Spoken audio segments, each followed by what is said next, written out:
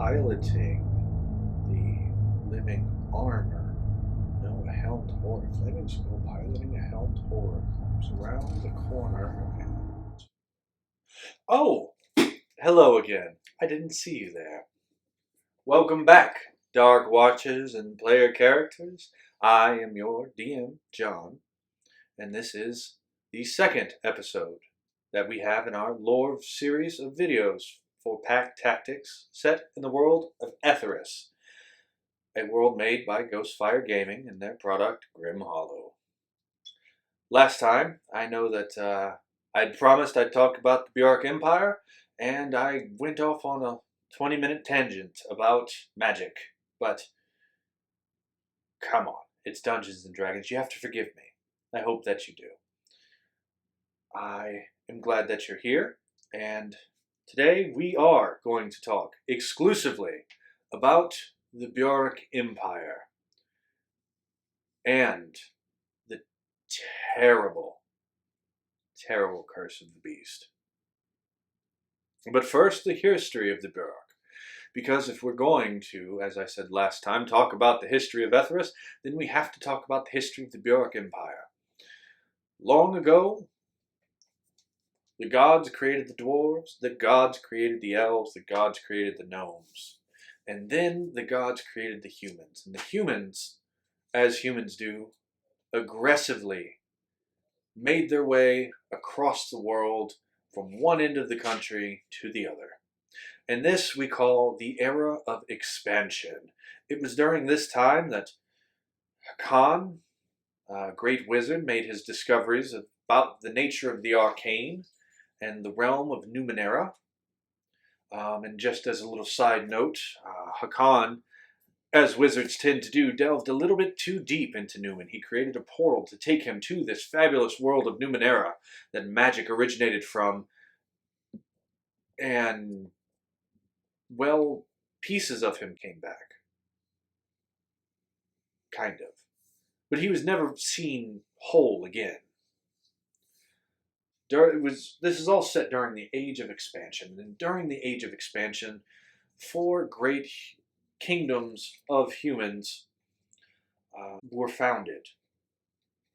These 4 kingdoms all now stand together as the United Burach Empire, as some describe as 4 halflings wearing a trench coat. The Burach Empire stands as a king. The Burach Empire is an empire in dismay. It is an empire in decay, where once it stretched from corner to corner of Etherus, its borders have withdrawn. Most of this due to the loss of the emperor. See, long ago, Burach, which in the older tongues means one above all, was a single empire, and it was led by an emperor who was named Thancred. The priests, who were known as the Hearthkeepers of Aurelia, searched far and wide for signs of one that would be a good and just emperor. And then they found a 12-year-old boy named Thancred, who had single-handedly slain a giant. When they found him, he had laid his hands upon a dead lamb and brought it back to life. And so they took him and they named him Emperor Endorius I. The 4 gods that remained, Galt, Ulmir, Aurelia, and Malagant, each presented this new emperor with a gift, a part of a suit to regale the world with his divinity. Malagant, the god of war, gave him a sword that increased his strength. Galt, the builder, gave him a crown that radiated authority. Ulmir, the wise, gave him an orb that granted him farsight. And Aurelia of the Hearth, goddess of healing, gave to Emperor Endorius a breastplate that protected him from all harm. Into these 4 artifacts, the divine decided to shunt a portion of their own divinity into these items, and that is what was passed from emperor to emperor from the beginning until the end. And then men got in the way, as men tend to do. Men decreed that only the direct bloodline of Endorius I would ever sit on the throne, and such began centuries of inbreeding. And just like Game of Thrones or other real-life examples, that doesn't end well. And where it ended for the Burach Empire was Leopold I, the Mad King. At a young age, it was clear he was truly and irrevocably mad. He was cruel. He was precocious. And whenever, on the summer solstice, he was crowned the Emperor of Burach, the now Emperor Leopold put on the 4 vestments of rule, and Leopold's madness seeped into the artifacts. And worse, since the artifacts held a portion of the divine, Leopold's madness seeped into the 4 gods.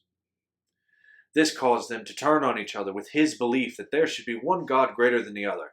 And how else could we decide which god would be greater than the other than if all 4 of them and their followers fought each other to the death? The survivors would surely be the greatest, the strongest, the wisest. And so the gods turned on their people. Each of the 4 kingdoms of the Burach Empire reveled one of the single gods. And during this time of madness, which is now called God's End, spoilers on what happens here, each of the gods turned into the worst possible versions of themselves until they destroyed each other. Mostly. In one final moment of clarity, the goddess Aurelia purged herself of her madness and saw that the battles of God's End would destroy all of Etherus with earthquakes, volcanoes, fire from the sky, sulfur, progressive rock, every terrible thing the world has ever seen. And so she laid her divinity on the line and used her body as a shield, which destroyed her, but saved the land. Her head was said to have landed in a lake deep within Avenland, the very lake that started the Burach Empire. See, long ago, Avenland was where the Burach Empire first started. This is the province to the west, and it is dedicated to Aurelia, goddess of healing, hearth, and home.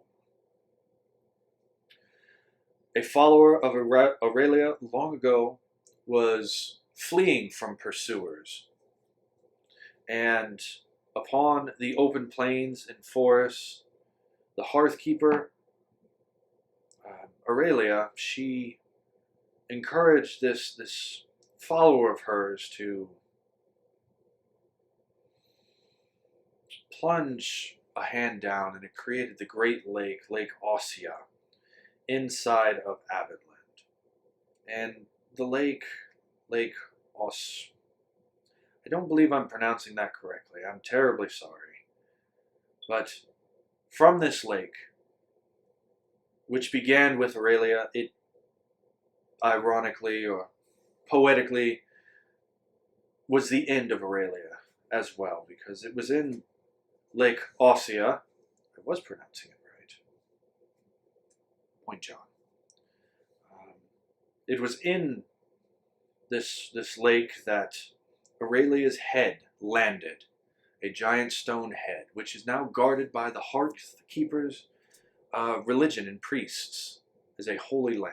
But this lake, what once was barren land, the lake formed from her follower. Her first disciple struck the ground with a spear and created a spring. The miraculous water gave life to once was barren land, and the city of Altenheim was formed on the edge of this lake. From that, the ground and the trees spread in all directions, creating a paradise that we know as the Burach Empire today. But with the fall of Aurelia, her divine magic fades, and they say that every year the borders of the forest and the lands die.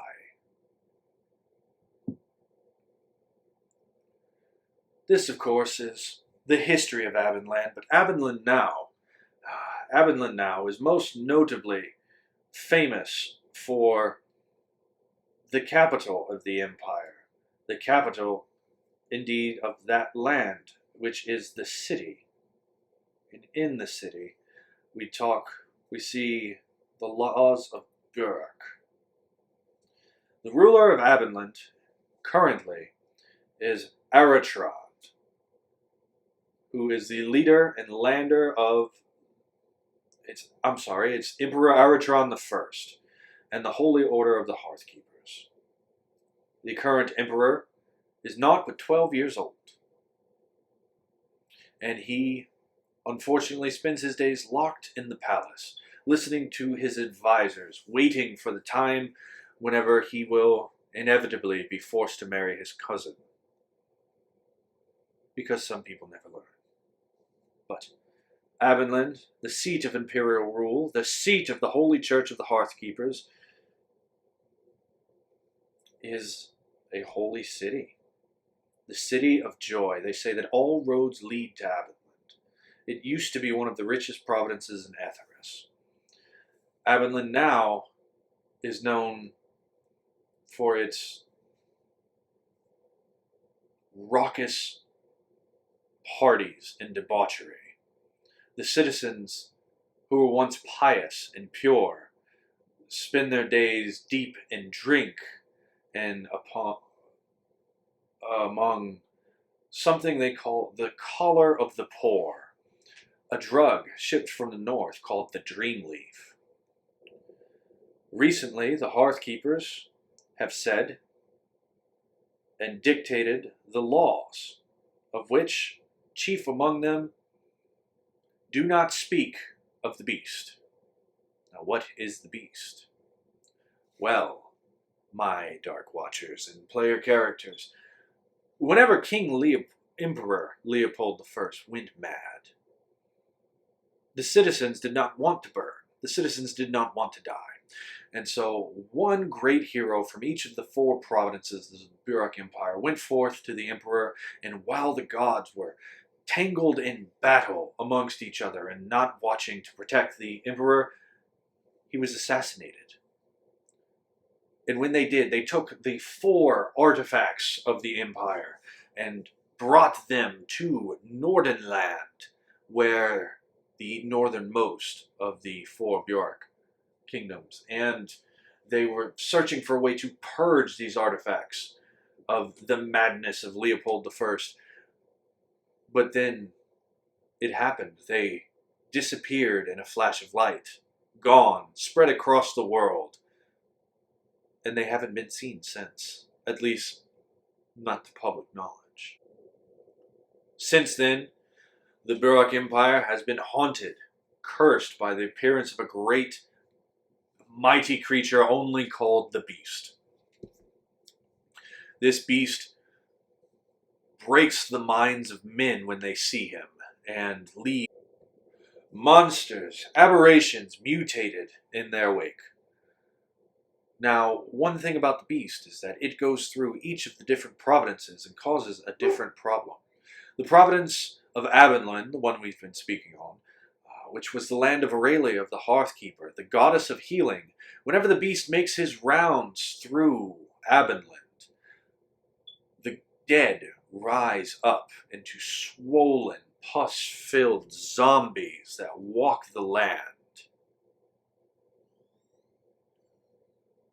However, the Hearthkeepers have made it illegal to even speak of the beast, because if you speak of the beast, then surely you must be his ally, and if you are allied with the beast, you are put to death. For the glory of the Empire. Huzzah. Currently, the leader of the Hearthkeeper Church is Pope Roland Muric. And Pope Muric is the chief advisor to our childlike king, Emperor Aratrand II. As we said, he was only 12 years old, and he never gets to leave his palace. a prisoner little boy ruling an empire of men. To the north, but that is Avenland. The chief area in Avenland is the capital city of Altenheim, and in Altenheim, it is truly a city lost of its hearthkeeper. Now, for the northern kingdom is Nordonland, and Nordonland is a forest kingdom. It is the closest to the Graujord to the north, where the Velikan clans lie, and also it is the closest, they say, to the realm of the Fae, in the Feywild.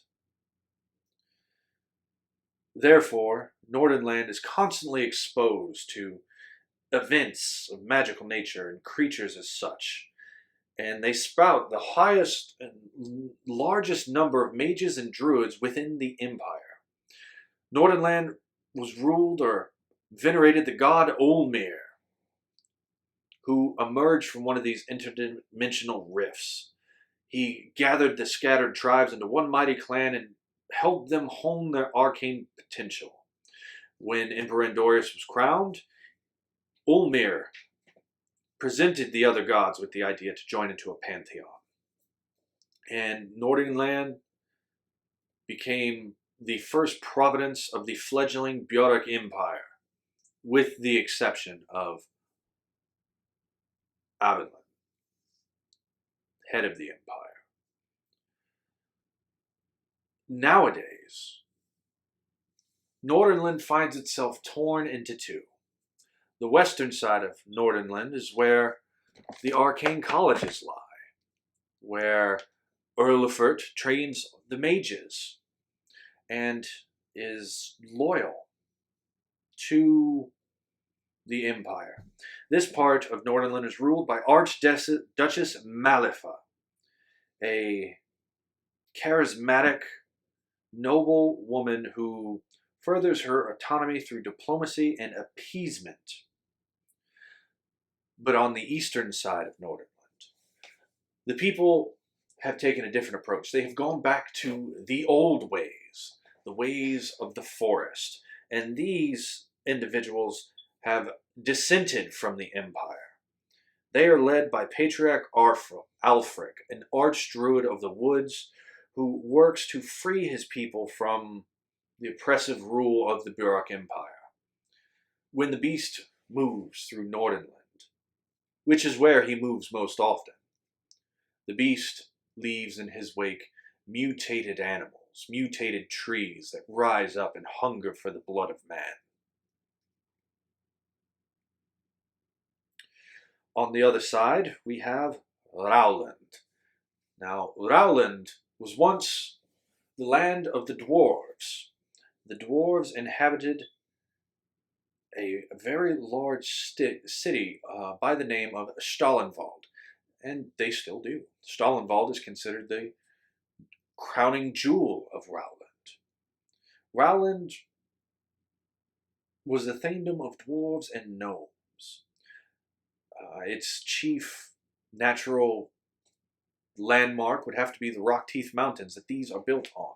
And Stalinwald itself is a city that's said to look like a stairway to heavens. And atop the stairway is the Quartz Castle, which is considered one of the crowning jewels or great relics of the Burach Empire.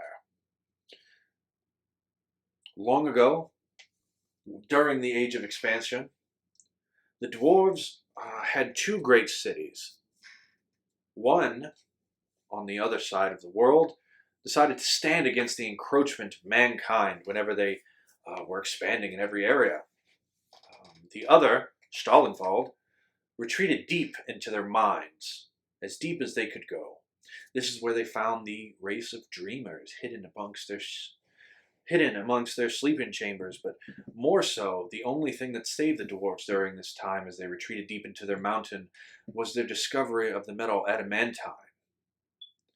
Armed with armor made of adamantine and the materials needed that their gnomish brethren used to build black powder, they were able to fight to a standstill with the encroaching humankind. Now these Raulish dwarves, the leader of which was a wise old dwarf, he knew that the only way that things were going to go forward without losing his kingdom was to come in peace. And so Rowland remains the only of the 4 kingdoms of the Burach Empire to have an autonomous rule underneath the dwarvish king. This, of course, was long ago. Nowadays, Stellenwald is known as the heart of industry. All the best weapons and armor come from Rowland, or at least it did before God's End. Now, Rowland still has the reputation for the best goods, but the goods aren't as good as they were. When the beast moves through Rowland, the night is plagued with living puppets and marionettes that strangle or dismember the people they find at night with their razor-sharp puppet strings. This is what the beast leaves in his wake. To combat this, there is a group of dwarves in Rowland, and these brave dwarves have chosen to infect themselves with lycanthropy. As a pack of powerful werewolves led by Arton Drago, these Rau folk hunt through the countryside, trying to find and destroy these demonic marionettes wherever they find them. Currently, the Archduke of Rowland is Ulrich Eisenherz. Finally, the last of the 4 kingdoms of the Burach Empire. My friends, we are discussing Unterland. Now, Unterland was the land of Malagant, the war god, and it was a land of open plains where they destroyed their forests and made them into tools of war, and these tribes warred amongst each other for years, until Malagant took them and made them into a single entity, Unterland itself. Now, Unterland has a history of war. They serve the war god, and every citizen is trained as a member of the army from the time that they can pick up a sword. In fact, they say that the Unter soldiers are so well trained that even a recruit, a first-year recruit of the Unter army, anywhere else in the empire can make a living as a great trainer of warriors. This is the level of expertise that the Unter soldiers have, the Unter folk. Of all the provinces, it was Unterland that suffered the most after God's End, because during the chaos of the 4 divines and with the death of the emperor, this Unterland, who made up the bulk of the Burach Empire, was forced and expected to send their men to all the encroaching borders to secure during the chaos of an assassination. Now, however, they are led by the Lord General Vasily Romer, and he is a Lord General, a staunch follower of the imperial government. He was selected for his loyalty, his record, and his bravery in battle, and he, unfortunately, is losing ground within Unterland to the cult of Tormach. For those of you who remember from last time, Tormach is the archdemon of wrath, of slaughter, of destruction. And the cult of Tormach, led by Speaker Corin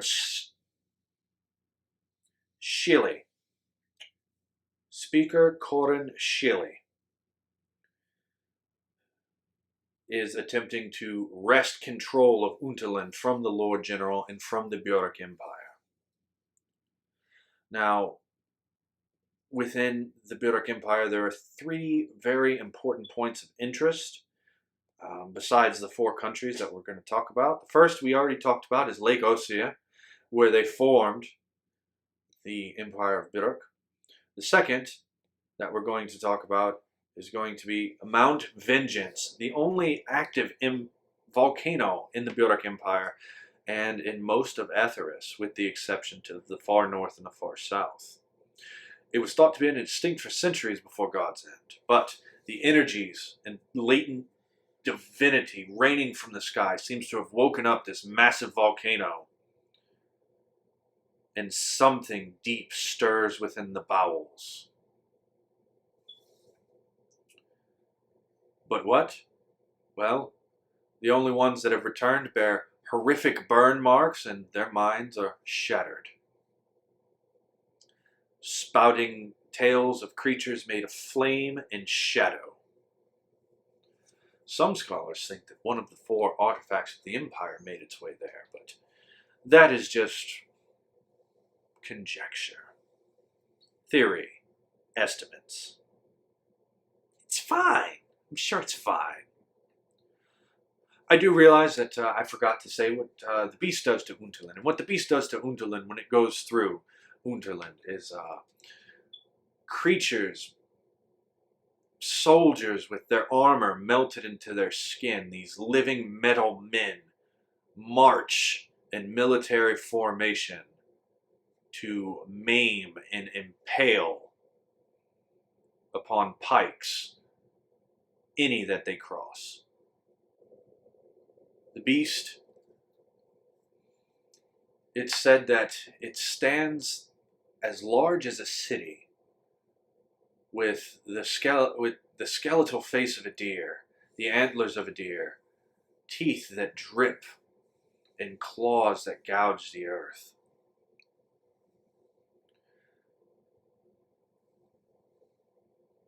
And this is what crosses the Burach Empire. The only other area we're going to talk about today, Dark Watchers and player characters, is the Graphendom. And the Graphendom exists today as one of the most impressive feats of engineering Etherus has ever seen. Some accredited to the dwarves, some accredited to the gnomes, but even the eldest of dwarves barely remember that the Graphendom is older even than the dwarves themselves, created by some ancient race long forgotten. Currently, Graphendom is inhabited by the Burach Empire and maintained by the Burach Empire. Imperial crowns are what pays the bills, builds the fortifications, and keeps it running. There are 2 areas to Graphendom. In the upper part of Graphendom, there is a reservoir of water they call this special water they call Aquanos. And Aquanos is magical water. It cannot be boiled, and it cannot the temperature of the water does not change except for the use of high magic. Otherwise, it is always just above freezing, perfect drinking temperature. Whenever you use it to grow crops, you grow bigger crops. Whenever you use it to wash wounds, the wounds heal quicker. Just incredible magic water. Whenever you use it in a potion, it increases the potency. Perhaps if you were to use it for a healing potion, instead of it healing for 2d4 plus 2, it'll heal for 2d4 plus 10. Or maximum on the rolls. Or maybe even an extra d4, depending on how your DM wants to rule that. But it says that it increases the potency of potions. Perhaps it makes them last longer or work better. But that has made the aristocrats and landowners of Graphendom some of the richest within the Burach Empire. Now, there is a domed roof on the top of this dam, and they called it the Guild Wreath. And within the Guild Wreath, it is an eternal winter wonderland with evergreen gardens and magical lights. It's a very beautiful place, but just like any time there's a beautiful place, the nobles are supported by the common folk. And in an area they call the Unterdam, the Underlands, or even the Shades, for the fact that they rarely see any sunshine, this eternally wet and moist area houses the poor of Graphendom. Now, within the Shades, the rich nobles of the Guildreath have struck a deal with the Great Crime Syndicate the Ebon Syndicate, one of the factions of Etherus that we will talk about in another video. But the Ebon Syndicate, this great and powerful thieves guild, is what keeps the Unterland in line. Now, to end on a more positive note, the last of the areas is Castle Martorius. And Castle Martorius is a wizard's palace, a wizard's castle that appeared out of nowhere, owned by a man named Martorius. Nobody knows what he wants. He says that he is traveling between dimensions in pursuit of magical research, and he recently found himself in the Burach Empire. He's friendly, but reserved. He is polite, but powerful. His castle is tended by elementals and genies. The only way to his castle is on carriages pulled by griffins sent by Martorius himself. He offers his counsel and aids the Hearthkeepers ruling the Burach Empire when they ask to keep peace in the province, and in return, all he's asked is for them to leave them alone while he does his research. What is Martorius really after? What is he really doing? Why is there a high-level wizard digging around the Burach Empire? Only time will tell.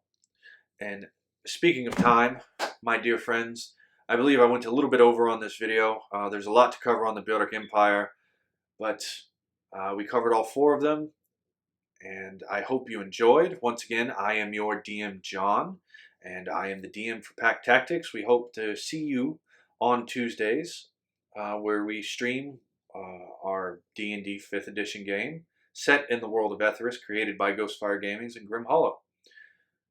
I certainly hope to see you there, and until next time, stay spooky.